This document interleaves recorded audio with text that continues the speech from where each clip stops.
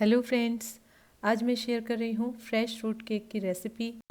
बहुत ही delicious, soft और spongy सा ये फ्रेश फ्रूट केक एक फैमिली पार्टी के लिए मैंने पिछले महीने तैयार किया था और सबको बहुत ही पसंद आया। घर पर ही उपलब्ध टूल्स और सामग्री से ये केक बहुत ही आसानी से तैयार हुआ। सिर्फ व्हिपिंग क्रीम हमने बाज़ार से मंगवाई, बाकी सब सामग्री घर पर ही उपलब्ध थी। तो चलिए शुरू करते हैं। तो सबसे पहले बनाएंगे केक स्पॉन्ज। इसके लिए एक बड़ा मिक्सिंग बाउल लिया है और उसमें आधा कप फ्रेश दही डाल दिया है। इसके बाद इसमें 1 कप पिसी हुई चीनी डाल दी है। दोनों को विस्कर या स्पैचुला की मदद से अच्छे से मिक्स कर लेंगे। और इसके बाद इसमें आधा कप हम देसी घी ऐड करेंगे। यहाँ देसी घी की जगह आप कोई भी बिना फ्लेवर वाला ऑयल भी ले सकते हैं या बटर का इस्तेमाल भी कर सकते हैं, लेकिन देसी घी से इस केक का टेस्ट बहुत ही अच्छा सा आता है। तो ये आधा कप हमने देसी घी ऐड कर दिया है यहाँ पर, और साथ ही 1 छोटा चम्मच वनीला एसेंस ऐड कर दिया है। 1 चुटकी नमक ऐड कर देंगे और फिर से इन सबको अच्छे से मिक्स कर लेंगे इस तरह से। कुछ सेकंड्स के लिए इलेक्ट्रिक बीटर चलाकर भी इस मिश्रण को आसानी से मिक्स किया जा सकता है। और इसके बाद हमने ले ली है एक छलनी और इसमें 1.5 कप मैदा डाल दिया है।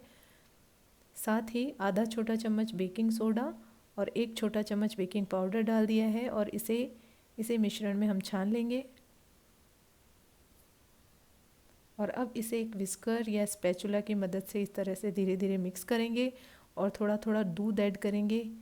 यहाँ करीब 3/4 कप के करीब दूध लगने वाला है। तो इस तरह से थोड़ा थोड़ा दूध ऐड करते हुए बैटर तैयार कर लिया है हमने। और जब बैटर पूरी तरह से तैयार हो जाए तो इसमें हम ऐड करेंगे 1 छोटा चम्मच विनेगर।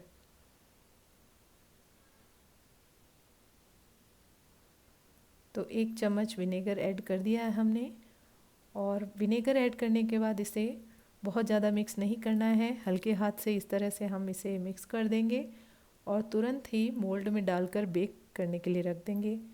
ज़्यादा देर तक इसे रख कर नहीं रखना है विनेगर ऐड करने के बाद। तो इस तरह से फ्लोइंग कंसिस्टेंसी वाला हमने बैटर तैयार कर लिया है, ये देखिए इस तरह से। और अब एक 9 इंच का हमने केक मोल्ड लिया है और इसमें पर्चमेंट पेपर को ग्रीस करके लगा दिया है और बैटर को इसमें ट्रांसफ़र कर दिया है। अवन को हमने पहले ही ऑन कर दिया था प्रीहीट होने के लिए। 180 डिग्री पर 10 मिनट के लिए इसे प्रीहीट कर लिया है हमने। और अब केक टिन को हम ओटीजी में रख देंगे और 180 डिग्री पर ही करीब 35 मिनट तक इसे हम बेक कर लेंगे।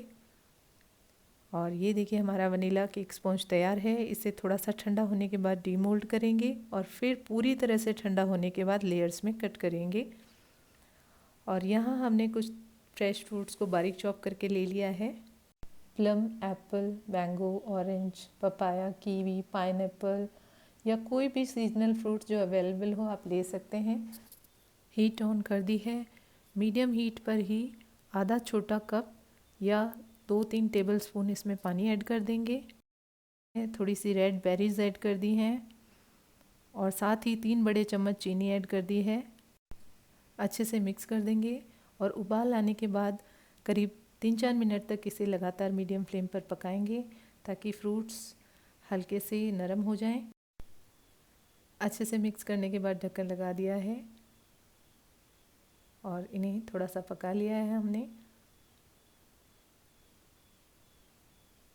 हीट को ऑफ़ कर देंगे और इस मिश्रण को थोड़ा ठंडा होने देंगे। और साथ ही इसमें थोड़ा सा ऐड कर रही हूँ ऑरेंज पील। फ्रूट केक में ऑरेंज का फ्लेवर बहुत ही अच्छा लगता है। केक स्पॉन्ज को पूरी तरह से ठंडा होने के बाद हमने 3 लेयर्स में काट लिया था और ये मैंने धागे की मदद से काटा था। और इधर फ्रूट मिक्स पूरी तरह से ठंडा हो चुका है। इसे एक स्ट्रेनर की मदद से छान लेंगे। इसका जो लिक्विड वाला पार्ट है वो हमने एक बोल में इकट्ठा कर लिया है छानकर। और इसे हम स्पॉन्ज को मॉइस्ट करने में इस्तेमाल करेंगे। तो फ्रेंड्स, ये फ्रूट मिक्स बनाने के लिए हम अपने मनपसंद फलों का इस्तेमाल कर सकते हैं। सीजनल फलों का इस्तेमाल कम या ज़्यादा मात्रा में अपनी इच्छा अनुसार कर सकते हैं। तरबूज या खरबूजा, इस तरह के पानी वाले फ्रूट्स को अवॉइड करना है, इनका टेस्ट भी केक में अच्छा नहीं आता है। तो ये हमारी फ्रूट सिरप भी तैयार हो गई है। केक स्पॉन्ज को भी हमने लेयर्स में कट कर लिया है और 250 ml विपिंग क्रीम को भी हमने विप करके रख लिया है। तो यहाँ करीब 400 ml विपिंग क्रीम हम काम में ले सकते हैं, क्योंकि केक की साइज़ बड़ी है। तो मैंने यहाँ बहुत ही कम मात्रा में विपिंग क्रीम का इस्तेमाल किया है इस केक को बनाने में, और नॉन डेयरी विपिंग क्रीम का इस्तेमाल किया है। तो सबसे पहले एक लेयर को हमने रख लिया है और इसे सोक कर लिया है फ्रूट सिरप की मदद से, और थोड़ी सी व्हिप्ड क्रीम डालकर इसको इस तरह से स्प्रेड कर दिया है स्पैचुला की मदद से। अब इस पर फ्रूट मिक्स डाल देंगे इस तरह से और अच्छे से फैला देंगे। और अब आप चाहें तो थोड़ी सी विपिंग क्रीम और डाल सकते हैं इसके ऊपर, और दूसरी लेयर रख दी है। हल्के हाथों से इसको प्रेस कर दिया है और दूसरी लेयर को भी अच्छे से सोक कर देंगे इस तरह से। इस सिरप के कारण जो स्पॉन्ज है बहुत ही सॉफ्ट हो जाता है, और फ्रेंड्स, इसका जो टेस्ट है मिक्स फ्रूट का बहुत ही अच्छा आता है। अब हल्के हाथ से दूसरी लेयर को भी हमने उस पर अरेंज कर दिया है और व्हिप्ड क्रीम लगा दी है। बचा हुआ फ्रूट मिक्स इसके ऊपर डालकर फैला देंगे स्पैचुला की मदद से। अब टॉप लेयर को भी इसके ऊपर अरेंज कर देंगे इस तरह से और हल्के हाथ से इसे प्रेस कर देंगे। केक स्पॉन्ज की जो बीच वाली लेयर थी उसको हमने सबसे टॉप पर अरेंज किया है, और सबसे ऊपर जो पतली सी लेयर थी वो हमने हटाकर अलग कर दी थी। इसके बाद उसे 3 लेयर्स में काटा था। तो ये देखिए, सबसे जो टॉप वाली लेयर है उसको भी हमने अच्छे से सोक कर दिया है और इस पर थोड़ी सी व्हिप्ड क्रीम लगा दी है इस तरह से। अब थोड़ी थोड़ी व्हिप्ड क्रीम लेते हुए चारों तरफ इस तरह से जितने भी खाली स्पेस हैं उन्हें फिल कर देंगे। तो इस तरह से अच्छे से इवनली क्रीम को फैलाते हुए हमने इसे पूरी तरह से कवर कर दिया है। तो केक असेंबल हो चुका है हमारा, और अब इसे आधे घंटे के लिए हम फ्रिज में रख देंगे ताकि ये पूरी तरह से ठंडा और सेट हो जाए। केक सेट होगा तब तक हम कुछ फ्रेश फ्रूट्स को काट लेते हैं। तो कुछ फ्रूट्स के मैंने स्लाइसेस काट लिए हैं और कुछ को बारीक चॉप कर लिया है, और फ्रूट्स को मैंने अंदाजे से ही चॉप कर लिया था क्योंकि कोई प्री प्लानिंग नहीं थी कि किस तरह से केक को डेकोरेट करना है। और ये देखिए, आधा घंटा हो गया है तो केक को बाहर निकाल लिया है और व्हिप्ड क्रीम को भी, और थोड़ी थोड़ी व्हिप्ड क्रीम लेते हुए इस तरह से एक और लेयर व्हिप्ड क्रीम की लगा देंगे। और यहाँ जो मैं डो मिक्सिंग वाला स्पैचुला है वही काम में ले रही हूँ।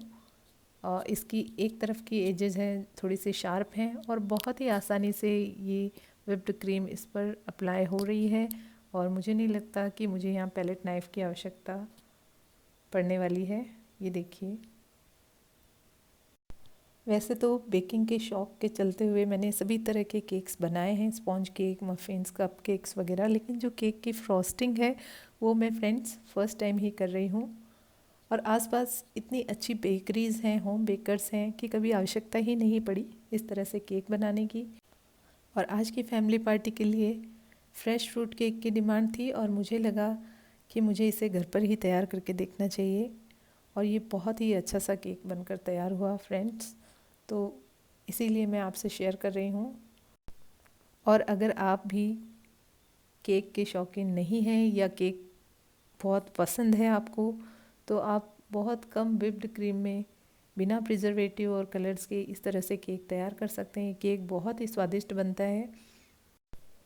तो व्हिप्ड क्रीम से इसे कवर कर दिया है हमने, और अब हल्की सी लाइनिंग के लिए मैं यहाँ ले रही हूँ एक ब्रेड नाइफ़।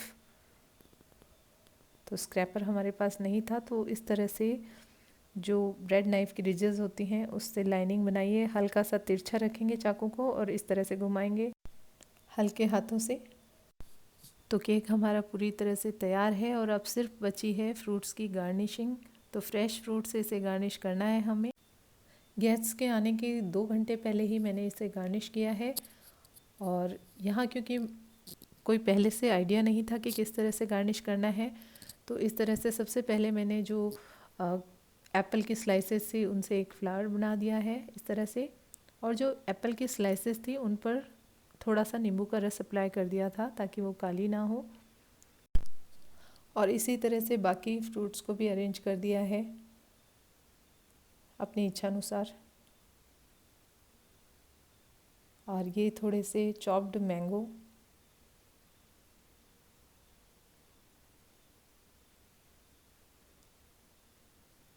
और जो एप्पल की स्लाइसेस हैं वो काफ़ी सारी बच चुकी थी, तो इस तरह से चारों तरफ कोन की शेप में अरेंज कर दी है।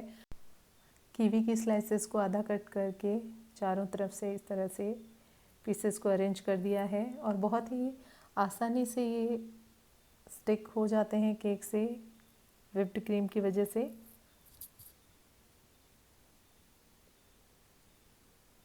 और थोड़े से इसमें मैंगो के पीसेस भी लगा दिए हैं। और क्योंकि ये केक मैंने बहुत ही जल्दी जल्दी में बनाया, बहुत ही अच्छी डेकोरेशन हो सकती थी, फिर भी फ्रेंड्स ये सबको बहुत ही पसंद आया। और थोड़ी सी मेरे पास चेरीज़ रखी हुई थी फ्रोज़न, उनको भी अरेंज कर दिया है। तो अब इस फ्रेश फ्रूट केक को अच्छे से एंजॉय करने के लिए जितनी जल्दी हो सके उतना जल्दी कट कर लेना चाहिए गार्निशिंग के बाद। तो फ्रेंड्स, मुझे तो इस केक को बनाने में बड़ा ही आनंद आया और सभी ने इसकी बहुत तारीफ़ करी, सबको बहुत ही अच्छा लगा। आपको ये रेसिपी कैसी लगी अपने कमेंट दीजिएगा, वीडियो को शेयर कीजिएगा और चैनल को सब्सक्राइब कीजिएगा। Thank you.